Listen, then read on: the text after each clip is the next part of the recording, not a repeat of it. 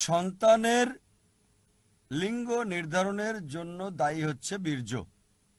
আর বিজ্ঞান আমাদের বলছে যে মানুষের মাঝে 23 জোড়া ক্রোমোজোম সন্তানের লিঙ্গ নির্ধারণ করে থাকে। যদি XX হয় তাহলে মেয়ে সন্তান, যদি YX হয় তাহলে ছেলে সন্তান।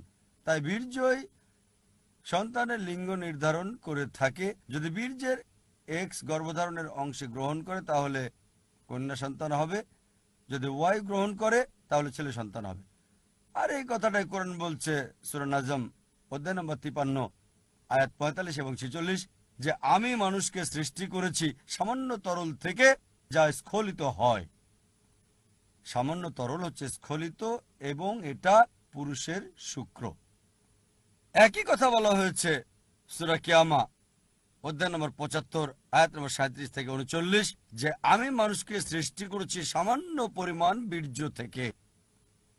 নুতফাতুন মিন মান ইউমনা, আমি মানুষকে সৃষ্টি করেছি নগণ্য পরিমাণ বীর্য থেকে, তারপর এটাকে জমাট বাঁধা রক্তের মতো করেছি আর নারী পুরুষ নির্ধারণ করেছি। সুতরাং কোরআন বলছে যে লিঙ্গ নির্ধারণে বীর্য দায়ী, তারা ছেলে হবে না মেয়ে হবে।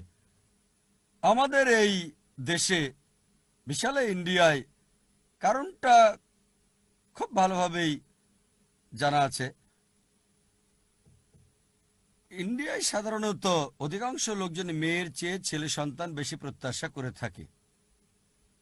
আর যদি কোনো মহিলা কন্যা সন্তানের জন্ম দেয়, দেখা যায় যে শাশুড়ি তখন সেই বৌমাকে দোষ দেয় যে কেন কন্যা সন্তান জন্ম দিলে। বিজ্ঞান এবং কোরআন অনুযায়ী যদি শাশুড়ি কাউকে দোষ দিতে চায়, বৌমাকে দোষ দিতে পারবে না, ছেলেকে দিতে হবে। কারণ সন্তানের লিঙ্গ নির্ধারণে পুরুষের বীর্য দায়ী, ছেলে না মেয়ে হবে। আসলে এটা আল্লাহ সুবহানাহু ওয়া তাআলার হাতে, তিনি এটা ছেলে বা মেয়ে করে থাকেন। কিন্তু শাশুড়ি যদি কাউকে দোষ দিতে চায় তবে ছেলেকেই দিতে হবে, কারণ ছেলে দায়ী সন্তান ছেলে মেয়ে হওয়ার জন্য। কোরআন বলছে সূরা জুমার অধ্যায় নম্বর 39 আয়াত নাম্বার 6 যে আমি মানুষকে এক এক করে স্তরে সৃষ্টি করেছি, 3টি অন্ধকার স্তরে। প্রফেসর কিথ মুর এ ব্যাপারে বলেছেন যে কোরআনের এই আয়াত যেটা অন্ধকারের 3টি পর্যায়ের কথা বলছে সেটা এন্টেরিয়ার অ্যাবডোমিনাল ওয়াল, ইউটেরিন ওয়াল এবং অ্যামনিওক্লোরিনিক মেমব্রেন, যে মানুষকে 3টি অন্ধকার স্তরে সৃষ্টি করা হয়েছে। কোরআন ভ্রূণের বিভিন্ন স্তরের কথা বিস্তারিত বলছে। কোরআন বলছে সূরা মুমিনুন অধ্যায় নম্বর 23 আয়াত 12 থেকে 14 যে আমি মানুষকে সৃষ্টি করেছি মাটির নির্যাস থেকে, তারপর এটাকে রূপান্তর করি লুৎফায়, সামান্য তরল পদার্থে, তারপরে লুৎফাকে আলাকে রূপান্তর করি জোকের মতো কোনো বস্তু, তারপর আলাকাকে রূপান্তর করি মুদগায় একটা চর্বিত দলার মতো, তারপর মুদগাকে অস্থি পাঞ্জরে করি, তারপর অস্থিকে চামড়া দ্বারা ঢেকে দিই মানে গোস্ত, তারপর গড়ে তুলি ভিন্ন সৃষ্টি রূপে। মহান আল্লাহ কতই না উত্তম স্রষ্টা। কোরআনের এই 3 আয়াত মাতৃগর্ভে ভ্রূণের প্রাথমিক অবস্থার বিভিন্ন স্তরের কথা একেবারে বিস্তারিতভাবে বর্ণনা করেছে। প্রথমে বলছে আমি নুতফা থেকে সৃষ্টি করেছি, যা আলোচনা করলাম, সামান্য পরিমাণ তরল, তারপর নুতফাকে আলাকায় রূপান্তর, তার মানে জোকের মতো বস্তু, যা আগে বললাম আমি। আর আরবি শব্দ আলাকা এর 3টি অর্থ আছে। একটা হচ্ছে জোকের মতো বস্তু, আরেকটা অর্থ হচ্ছে ঝুলে থাকা, আর তৃতীয় অর্থ হচ্ছে জমাট বাঁধা রক্ত। জোকের মতো দেখা যাওয়া ছাড়াও এই ভ্রূণ প্রাথমিক পর্যায়ে জোকের মতো আচরণ করে, রক্তচোষকের মতো আচরণ করে থাকে, গর্ভপাত্রের মাধ্যমে মায়ের কাছ থেকে পুষ্টি পেয়ে থাকে, রক্তচোষকের ন্যায় কাজ করে থাকে। শুধু দেখতে জোকের মতো না, জোকের মতো কাজও করে। দ্বিতীয় অর্থ কোনো কিছু ঝুলে থাকা। আমরা জানি যে ভ্রূণ ইউটেরিন ওয়ালে ঝুলে থাকে, 9 মাস যাবৎ ভ্রূণ মাতৃগর্ভে ইউটেরিন ওয়ালে ঝুলে থাকে। আর তৃতীয় অর্থ হচ্ছে আলাকা, জমাট বাঁধা রক্ত। এখন বিজ্ঞান আমাদের বলে যে প্রাথমিক পর্যায়ে রক্ত সঞ্চালন করে না, নালীতে রক্ত জমা হয়, সেটাকে জমাট বাঁধা রক্তের মতো দেখায়। তাই আলাকার এই তিনটি অর্থই আলহামদুলিল্লাহ বিজ্ঞান এখন বলছে যে ভ্রূণবিদ্যার সর্বশেষ আবিষ্কারের সাথে সম্পূর্ণ মিল আছে। এতে আরো বলা হয়েছে একে স্থাপন করেছি কারারে মাকিনে, নিরাপদ স্থানে।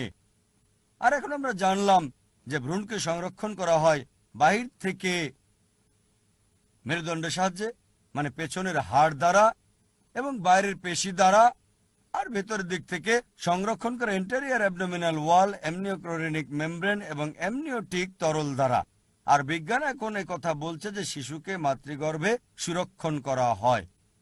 আরো বলছে যে আমি আলাকাকে করি মুদগা। মুদগা মানে জীবাণু বস্তুর মতো। তাই প্রফেসর কিথমুর একটা প্লাস্টার সিল নিয়ে জোকের মতো করে বানালেন, ভ্রূণের প্রাথমিক অবস্থা করলেন, তারপর দাঁতে কামড় দিলেন যে মুদগার মতো জীবাণু বস্তুর মতো দেখা যায় কিনা। আর এতে তিনি দেখলেন দাঁতের চিহ্ন, যেখান থেকে নার্ভ ডেভেলপ করে সেই স্থানটা। তারপর কোরআন আরো বলছে আমি মুদগাকে ইজামা করেছি, মানে হাড়। তারপর হাড়কে ঢেকে দিয়েছি চামড়া দিয়ে, মানে গোশত। তারপর ভিন্ন আঙ্গিকে সৃষ্টি করেছি। আমি ভিন্ন আঙ্গিকে সৃষ্টি করেছি, এটা দ্বারা কোরআন কি বুঝিয়েছে? এ পর্যন্ত মুদগা, ইজামা, লাহম, চর্বিত বস্তু, হাড়, গোশত, এই পর্যায়গুলো বিজ্ঞান আমাদের বলছে মানব বিকাশের প্রাথমিক পর্যায়। আর অন্যান্য প্রাণী যেমন মাছ, খরগোশ এবং অন্যান্য অনেক প্রাণী একই রকম, কেবলমাত্র মানুষের দেখার ক্ষেত্রে পার্থক্য, যেমন মানুষের একটা মাথা, হাত, পা ইত্যাদি। তাই কোরআন বলছে যে ভিন্ন ভিন্ন আঙ্গিকে সৃষ্টি করেছি। আল্লাহ কতই না মহান, উত্তম স্রষ্টা। চিন্তা করেন, কোরআন ভ্রূণের বিভিন্ন পর্যায়ের কথা বিস্তারিত বর্ণনা করেছে।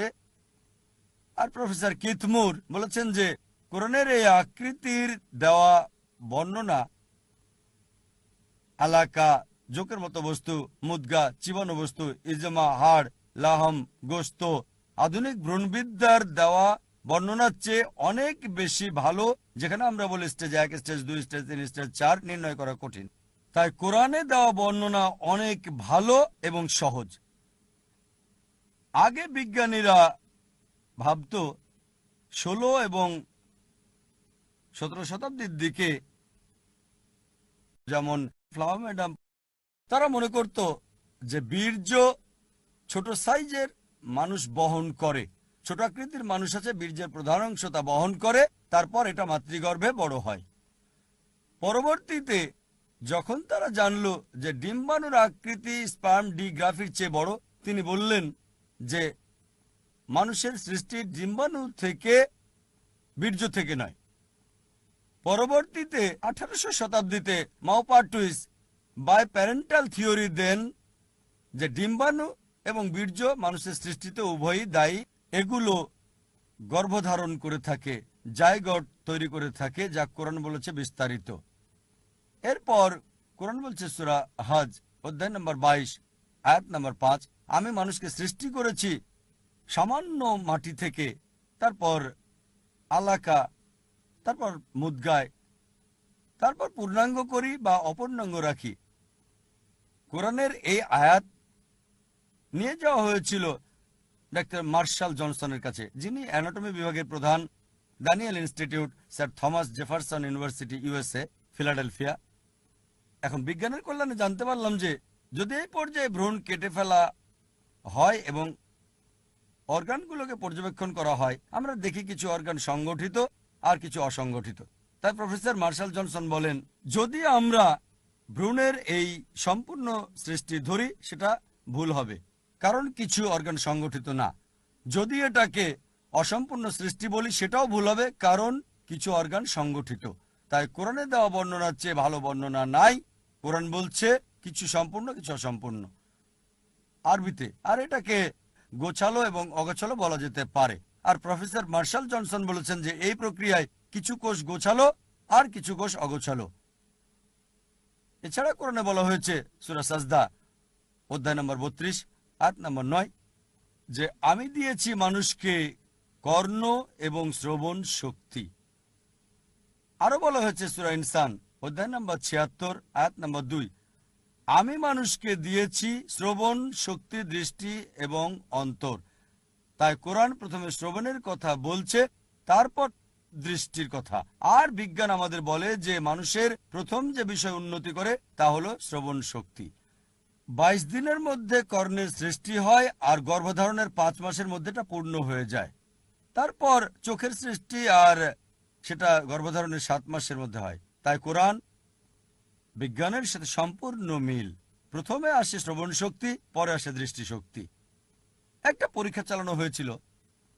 একজন মহিলা যে ছিল একজন টাইপিস্ট, আর সে একটা শিশু জন্ম দিল। সেই মহিলা ছিল একজন টাইপিস্ট, আর ওই টাইপিস্টের বাচ্চার সাথে আরো 9টা শিশুকে রাখা হয়েছিল যাদের মায়েরা টাইপিস্ট ছিল না।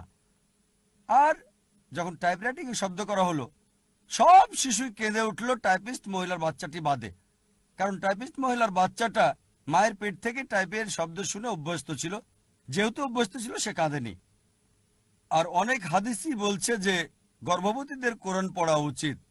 এখন বিজ্ঞান নিশ্চিত করছে যে মা গর্ভবতী হলে গর্ভবতী নারী যা দেখে, যা শোনে, যা করে, তার একটা প্রভাব সন্তানের উপর পড়ে। আমার আলোচনা শেষ করার আগে শুধু দুটো জিনিস বলবো।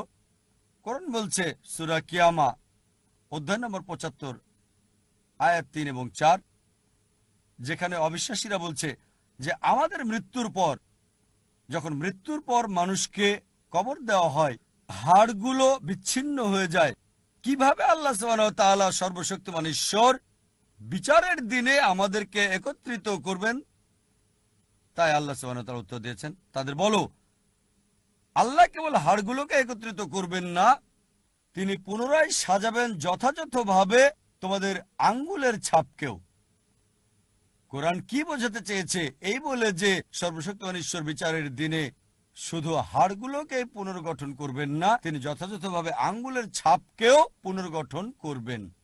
1880 সালে স্যার ফ্রান্সিস গোল্ড আঙ্গুলের ছাপ পদ্ধতি আবিষ্কার করেন আর বলেন, দ্বিতীয় কোনো ছাপ নেই, লক্ষ লক্ষ মানুষ হলেও আলাদা করা যাবে।